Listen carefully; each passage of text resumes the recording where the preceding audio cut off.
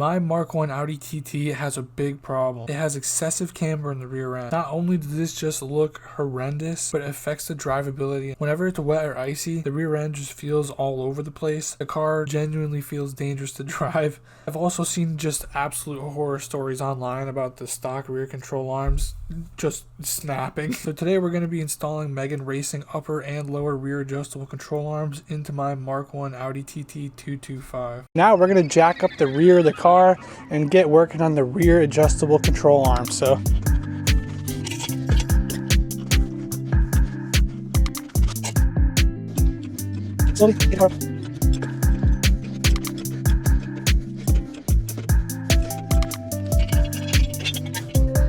just getting my other set of jacks just in case something happens, you know. Way rather be safe than sorry. All right, so I guess it's time to start cracking bolts loose. So what we're working on today is our upper and lower control arms. So first we're going to start with this bolt.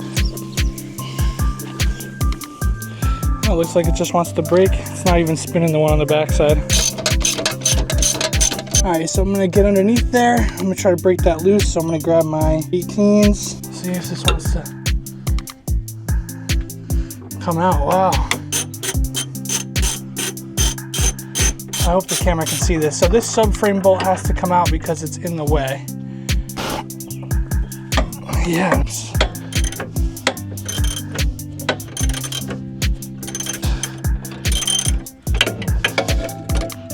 There it is.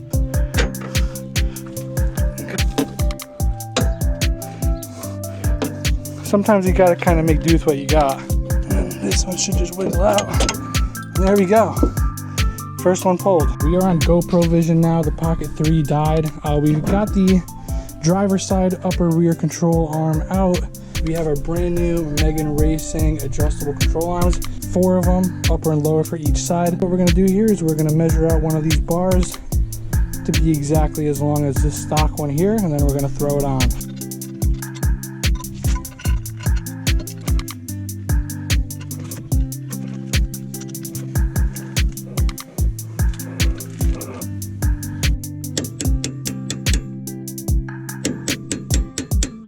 Going to convince that to go upwards. I'm going to think about it though. It's hours later. It took some finagling to get it in and then get it lined up there with the subframe to be able to get the bolt through. And then I got the bolt through and then I started to tighten it down. All of a sudden, bang. And you know, this is a tragedy right here. This sets us back. I'm just going to order new bolts, all of them. You know, there should be a set of 8.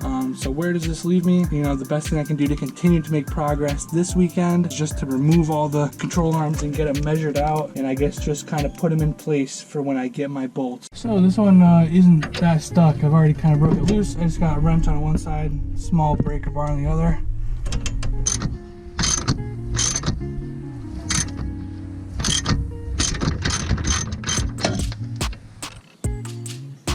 Not even spinning the other side, it's already broken loose.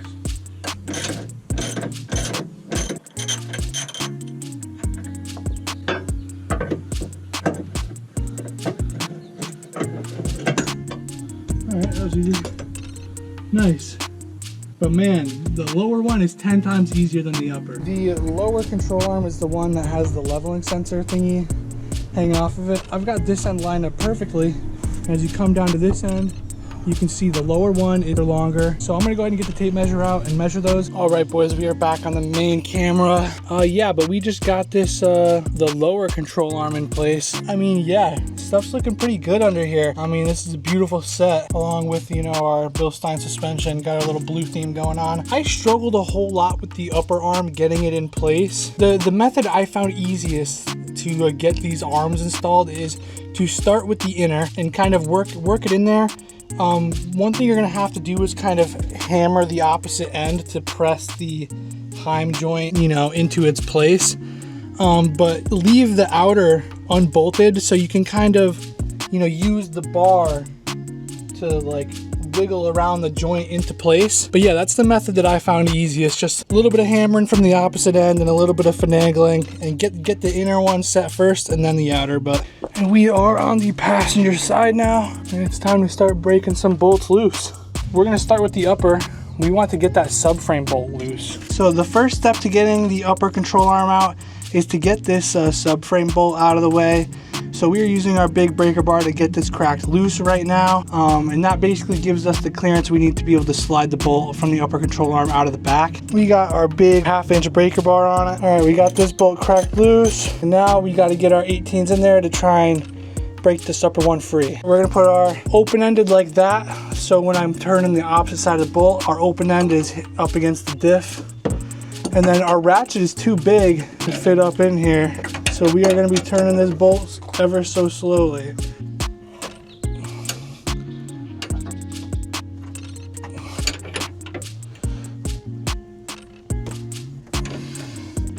All right, I finally got that bolt out of the top. So if you're looking to do this job, I would honestly start with the passenger side upper rear control arm. Because of the way the differential is placed here in the rear and the way it's shaped, you can't get a ratchet in there, nothing will really fit in there, so you're gonna have to do that by hand, and that kind of took me forever. So yeah, I'd recommend starting with this side, but yep, now it's time to get this one cracked loose. There it goes.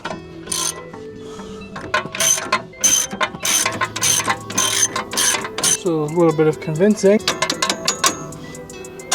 Okay, so this is the outer bolt that connects the control arm to the knuckle. This is the inner bolt that connects it to the subframe. As you can see, one is shorter than the other. Yeah, so I just gotta remember for when I get my new set, this shorter set is for the outside on the knuckle. The longer set is for the inside on the control arm. Oh, this one's real loose. See that? Yeah, this one just needs just a little bit.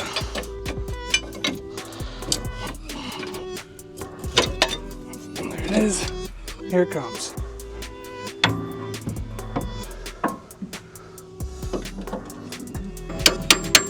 This one's going to be taking a lot of bit of convincing, it seems. I mean, I can already visually tell it's too high. So this is where the pry bar comes in.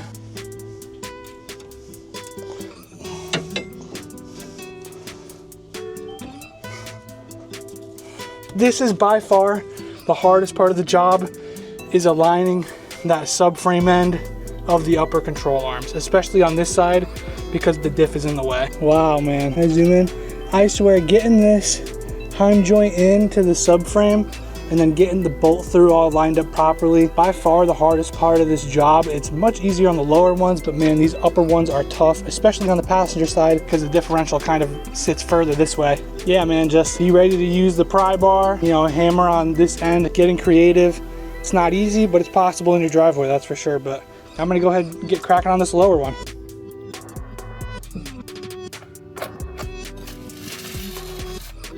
All right.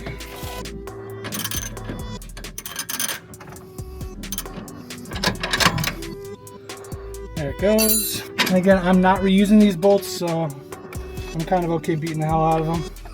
Now I'm just working at this lower nut right here. All right, break that loose.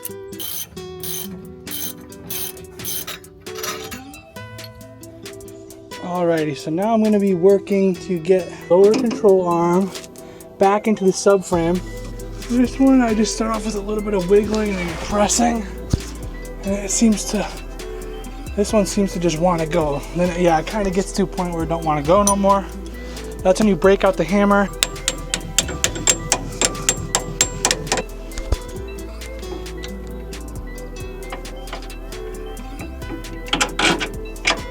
Okay, I got that side through.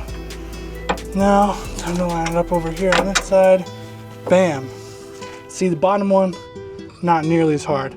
The bottom control arm is not in yet, but while I got it loose, I wanted to show you guys something. Whole arm. You can see that's no good. That means the rear trailing arm bushing up underneath there is just shot. Okay, so we got these new rear adjustable control arms half on. We're still waiting on the new bolts, but they are roughly adjusted and they are all in place. We just gotta get the new bolts, torque those up, then finally we're gonna torque down the adjustment on these and do one last measurement. Do that on the other side, but man, these are beautiful. Man, these just look so good. Yeah, so we got these new bolts. I probably should have had these from the get-go, The longer ones go on the like inside that connect to the subframe, and the shorter ones that have like the conical end, these go to the knuckle.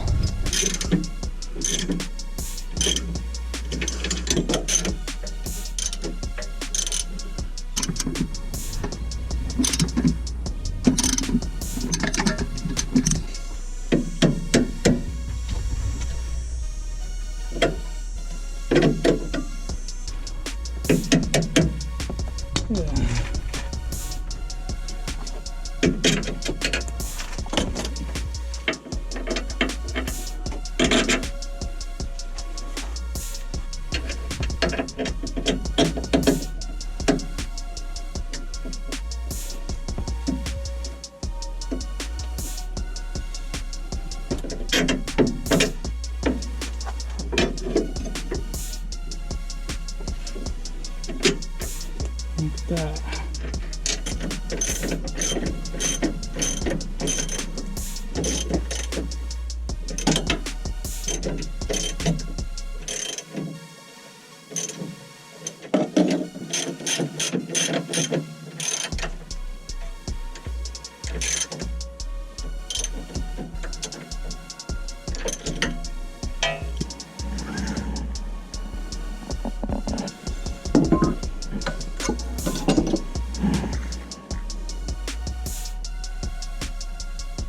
So it's 2 centimeters too long, so we're gonna go ahead and shorten it.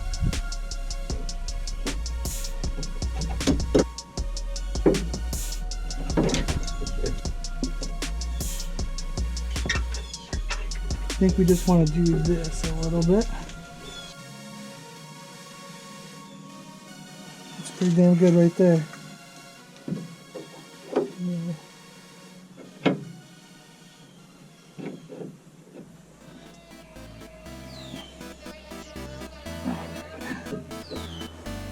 Upper is supposed to be 51.75. That's right about 51.75. Perfect. Alright, so let's just...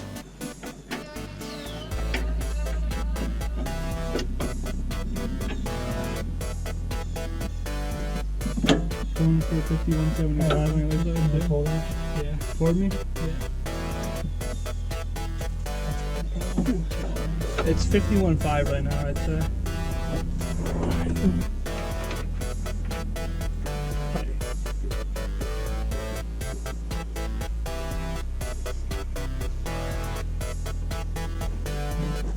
What's it look like? That's like 51.75.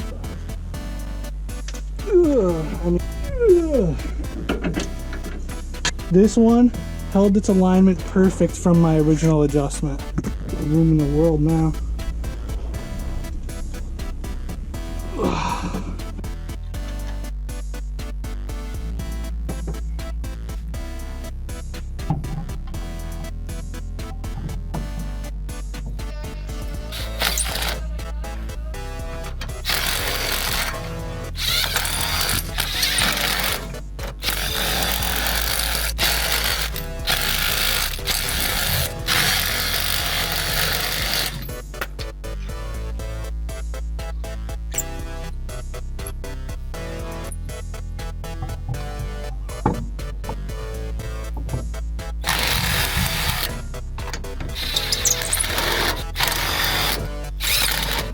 It's inside maybe, or maybe I threw it out.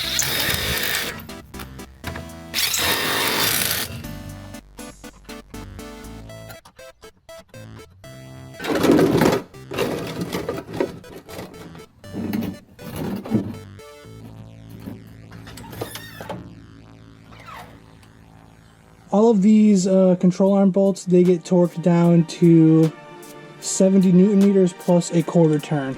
It's over, Dickie. It's over. There we go.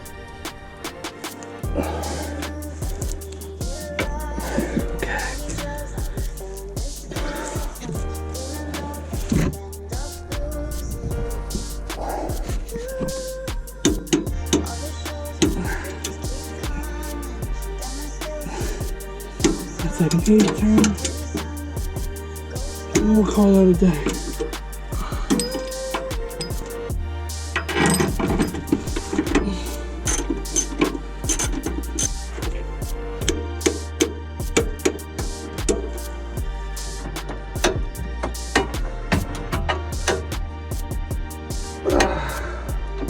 We'll call it there, I think. And a quarter turn. There's an eighth. Okay. There's an eighth turn. There's an eighth turn, and that one is torqued.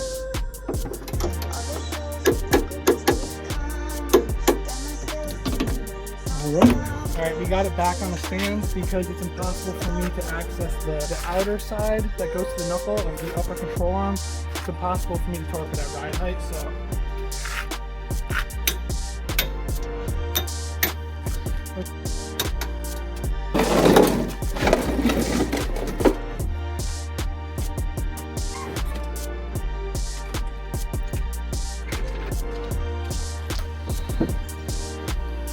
Because the new adjustable control arms are measured up to be exactly as long as the stock ones, there isn't much change yet. The big changes in the camber are going to come when we install the polyurethane rear trailing arm bushings, as well as when we get our art alignment. Thanks for stopping by. Hit that subscribe button. The car has come a long way so far, and we still got a long way to go. We got big plans for the car. So yeah, hit that subscribe button, hit the like button, leave a comment.